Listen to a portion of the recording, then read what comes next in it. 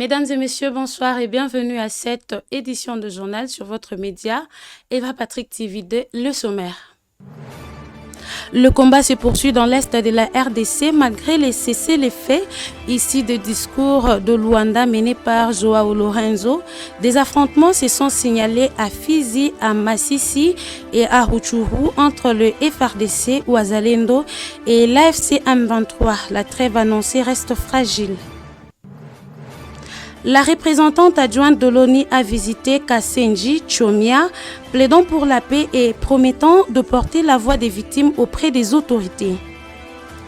De fortes pluies ont provoqué des dégâts à Kinshasa, notamment à Mongafula, où plusieurs habitations se sont écroulées sous la pression de eau. Encore une fois, bienvenue mesdames et messieurs à cette édition de journal. Commençons donc par cette information. Malgré les cessez-le-feu annoncés pour le 18 février à l'issue des discussions de Luanda sous la médiation de Joao Lorenzo et des forts Nyazingbe, le combat se poursuit dans l'est de la RDC. Dans le haut plateau des Fizi au sud Kivu, le FRDC appuyé par le Wazalendo affronte la coalition Turaneo Gumino Android alliée à l'FCM 23 autour de la zone stratégique dite Point Noir, un carrefour menant vers les Tanganyika et les Maniema. Au Nord Kivu, de nouveaux affrontements ont été signalés les vendredis à Massissi et dans certaines localités de Rutshuru, entre les rebelles et le groupe Wazalendo. Sur les plans diplomatiques, Kinshasa a adhéré à la trêve proposée par l'Angola, tandis que l'FCM 23 avait annoncé un arrêt de hostilité dans le cadre du processus de Doha. Deux textes ont été récemment signés, une déclaration de principe pour un cessez-le-feu permanent à Doha et un accord entre la RDC et les Rwanda à Washington. Mais sur le terrain, la trêve reste fragile et les armes se sont battues. Les détails dans nos prochaines éditions. Poursuivant ce journal en Ituri, la situation de personnes déplacées reste préoccupante. En mission dans les sites des Kassenji et Chomia, la représentante adjointe du Bureau adjoint des Nations Unies aux droits de l'homme a plaidé pour la paix comme seule voie pour garantir le respect de droits humains. Elle a également promis de porter la voix des victimes auprès des autorités. Suivant cet élément. À plus de 50 km de Bunia, dans les sites de déplacés de Kasseni et Chionia, le quotidien est difficile pour des milliers de familles qui ont fui les violences armées. En visite sur place, la représentante adjointe du Bureau conjoint des Nations Unies aux droits de l'homme, Anne-Marie Ndongi, a échangé avec plusieurs victimes. Des mères sans nouvelles de leur mari, des enfants privés d'école, mais aussi des personnes incapables de circuler librement faute de documents officiels. Pour la responsable onusienne, ces témoignages montrent l'urgence de renforcer le processus de paix engagé par le gouvernement congolais avec ses partenaires. Elle rappelle que plusieurs années de conflits ont prouvé que la voie militaire ne peut pas résoudre durablement la crise. La sécurité reste fragile dans ces sites, marqués récemment par des affrontements entre les FARDC et les combattants de la Convention pour la Révolution populaire. Une situation qui accentue la vulnérabilité des déplacés et limite l'accès aux services de base. Face à ces défis, Anne-Marie Ndongi promet de mener un plaidoyer auprès des autorités afin d'améliorer les conditions de vie et de restaurer la dignité des populations affectées. Pour le Bureau conjoint des Nations Unies aux droits de l'homme, les retours de la paix et de la sécurité demeurent la condition essentielle pour protéger les droits fondamentaux et permettre aux déplacés d'envisager un avenir meilleur. En Mbujimayi, plus de 500 miliciens Mabondo ont transité par l'aéroport de Mbujimayi avant d'être acheminés vers Kanyama Kasese dans le Haut-Lomami. Selon les services nationaux, ces jeunes doivent suivre une formation au métier dans le cadre d'un programme de réinsertion. Suivez. Scène inhabituelle à l'aéroport de Mbujimayi. Plusieurs centaines de miliciens Mobondo y ont été regroupés avant leur départ vers Kanyama Kasese. D'après des sources du service national, ces combattants sont envoyés dans ce centre pour suivre une mission professionnelle. Objectif affiché, favoriser leur réinsertion socio-économique à travers l'apprentissage des métiers et réduire les risques de reprise des violences. Encadrés par des autorités, ces jeunes doivent bénéficier d'un programme axé sur la discipline, le travail communautaire et l'acquisition des compétences pratiques. Une démarche qui s'inscrit dans la stratégie gouvernementale nationale, des sensibilisations et des désarmements des groupes armés locaux. Cependant, sur place, la présence de ces miliciens en transit a suscité la curiosité de certains habitants sans incendie majeur signalé. Les opérations de transfert se sont déroulées sous surveillance sécuritaire. Les centres de Kanyama-Kasese est connu pour accueillir des jeunes en rupture sociale, anciens membres de groupes armés et délinquants afin de les former notamment dans l'agriculture, la maçonnerie ou encore la mécanique. Pour les autorités, cette initiative représente une opportunité de transmettre ces ex-combattants en acteurs de développement. Mais plusieurs observateurs estiment que la réussite de ces processus dépendra du suivi, des conditions d'encadrement et des perspectives d'emploi offertes à la sortie. En attendant, ces transferts massifs marquent une nouvelle étape dans les efforts de réinsertion et de pacification, dont l'espoir de tourner la page des violences et de favoriser un retour durable à la vie civile. Encore des dégâts à Kinshasa après la forte pluie qui s'est abattue sur la capitale ce vendredi à Mongafula. Plusieurs habitations se sont écroulées sous la pression de eau. Suivez.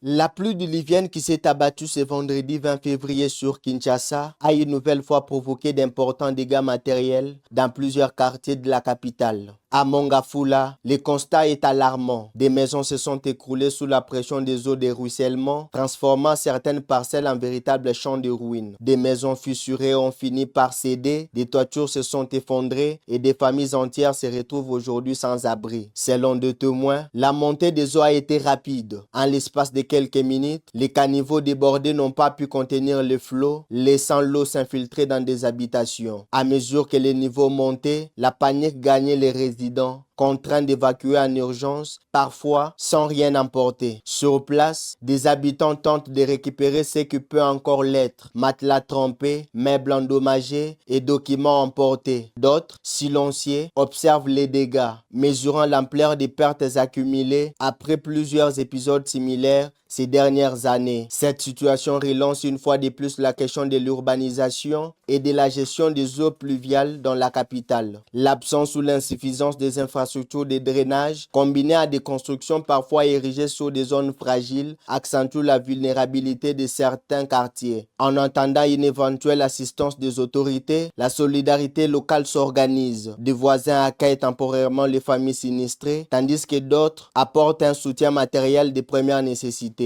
Alors que la saison des pluies se poursuit, les habitants espèrent des mesures concrètes pour prévenir de nouveaux drames et éviter que ces scènes de désolation ne deviennent une fatalité à chaque forte averse.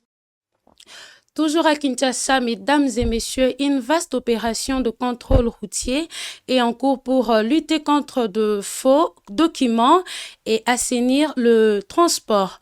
Mais sur les terrains, ces vérifications ralentissent la circulation et font réagir usagers et chauffeurs. Suivant.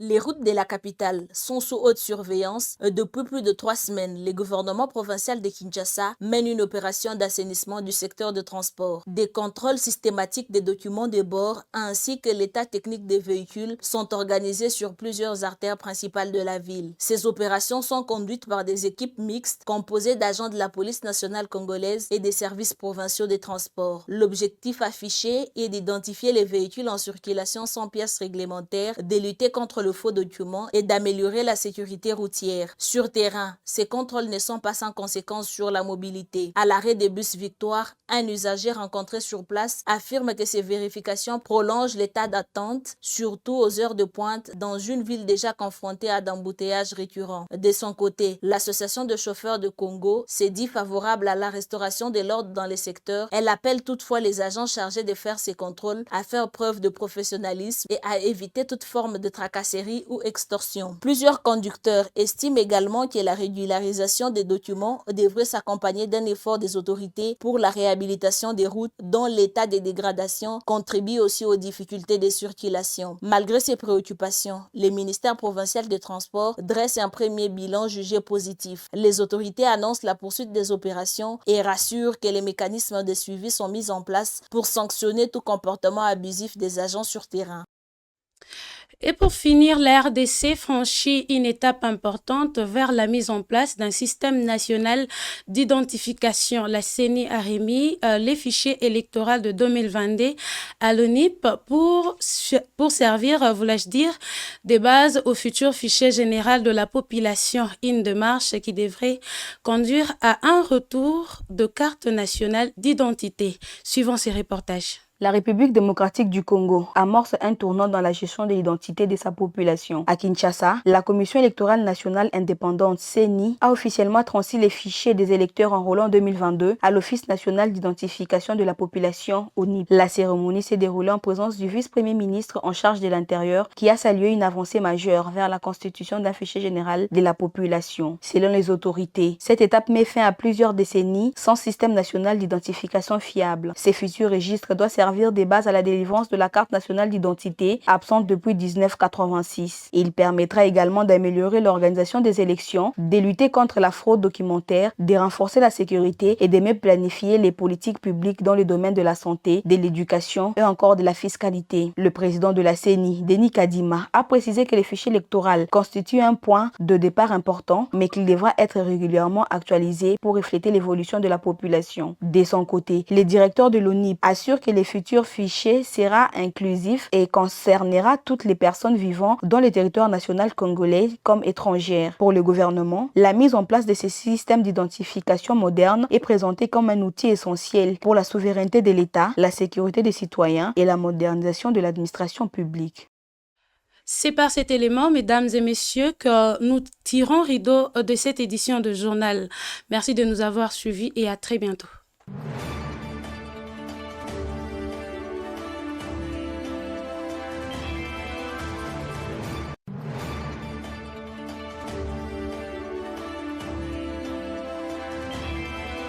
Troubles du système immunitaire, chute de tension, maux de tête, fatigue, perte de poids, frigidité et diarrhée. Dites adieu aux inconforts et retrouvez une nouvelle jeunesse avec une tasse du Maxi Bien-être au quotidien. Une solution bio composée des plantes traditionnelles, 100% naturelles et reconnue pour sa vertu. Une formule adaptée pour hommes et femmes. Depuis plus de 10 ans, le Maxi Bien-être Café renforce les systèmes immunitaires, restaure la fatigue physique, améliore le sommeil, aide à stabiliser la tension et la glycémie, nettoie les reins, soulage l'hémorroïde et la constipation. Maxi Bien-être restaure les dysfonctionnements sexuels, l'impuissance et l'éjaculation précoce. Maxi Bien-être est disponible partout dans le monde. Passez vos commandes sur le numéro affiché.